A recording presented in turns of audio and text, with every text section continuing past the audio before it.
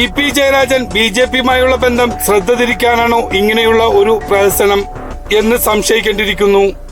Mayor Arya Rajendran പറഞ്ഞതിലെ സത്യവും കള്ളവും. KSRTC driver ലഹരി ഉപയോഗിച്ചു, താൻ അത് കണ്ടു. പോലീസ് നടത്തിയ മെഡിക്കൽ പരിശോധനയിൽ ഡ്രൈവർ ലഹരി ഉപയോഗിച്ചതായി തെളിഞ്ഞില്ല.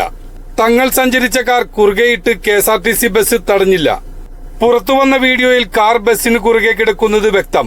മേയർ സഞ്ചരിച്ച വാഹനം കുറുകെ ഇട്ടിരിക്കുന്നത് സീബ്ര ലൈനിലാണ്. അതും മാത്രം മതി എം.എൽ.എക്കെതിരെയും മേയർക്കെതിരെയും കേസെടുക്കാൻ. കെ.എസ്.ആർ.ടി.സി ഡ്രൈവർ വാഹനം ഓടിക്കുന്നതിനിടെ ലൈംഗിക ആംഗ്യം കാണിച്ചു.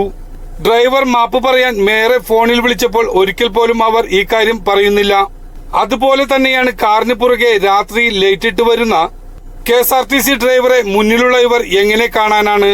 എം.എൽ.എയും താനും വന്ന് ചോദ്യം ചെയ്തപ്പോഴും ഡ്രൈവർ സീറ്റിൽ നിന്ന് ഇറങ്ങിയില്ല. കെ.എസ്.ആർ.ടി.സിയുടെ ചട്ടമനുസരിച്ച് ഡിപ്പോയിൽ അല്ലാതെ ബസ് അപകടത്തിൽപ്പെട്ടാൽ മാത്രമേ സീറ്റിൽ നിന്ന് ഇറങ്ങാവൂ.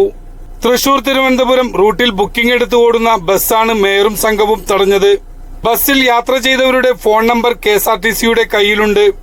യാത്രക്കാരെ ഇന്നലെ വിളിച്ചപ്പോൾ മേയർക്കും എം.എൽ.എക്കും എതിരെയാണ് മൊഴി കൊടുത്തത്. മാധ്യമങ്ങൾ എല്ലാ തവണയും കെ.എസ്.ആർ.ടി.സി ഡ്രൈവറുടെ ഭാഗം കേൾക്കാറില്ല. ഇക്കുറി മാധ്യമങ്ങൾ ഡ്രൈവർക്ക് പ്രാധാന്യം കൊടുത്തു. മേയറുടെ സ്വരം മാത്രം കൊടുക്കാനല്ല മാധ്യമങ്ങൾ ഇവിടെയുള്ളത്.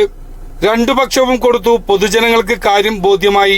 സാധാരണക്കാരനായ ഒരു താൽക്കാലിക കെ.എസ്.ആർ.ടി.സി ജീവനക്കാരനെതിരെ ഇത്ര പ്രതികാര ബുദ്ധിയോടെ പ്രവർത്തിക്കരുത്. അയാൾ രാത്രിയിലും പകലും 715 രൂപയ്ക്കാണ് ജോലി ചെയ്യുന്നത്. സാധാരണക്കാരനെ കുടുക്കാനായി ബോധപൂർവം ലൈംഗിക അധിക്ഷേപം ഉയർത്തുന്നത് ശരിയല്ല. ഒരു ഫോൺ കോളിൽ തീരാവുന്ന പ്രശ്നമേ ഉണ്ടായിരുന്നുള്ളൂ. ഇ.പി. ജയരാജൻ ബി.ജെ.പിയുമായുള്ള ബന്ധം ശ്രദ്ധ തിരിക്കാനാണോ ഇങ്ങനെയുള്ള ഒരു പ്രഹസനം എന്ന് സംശയിക്കേണ്ടിയിരിക്കുന്നു.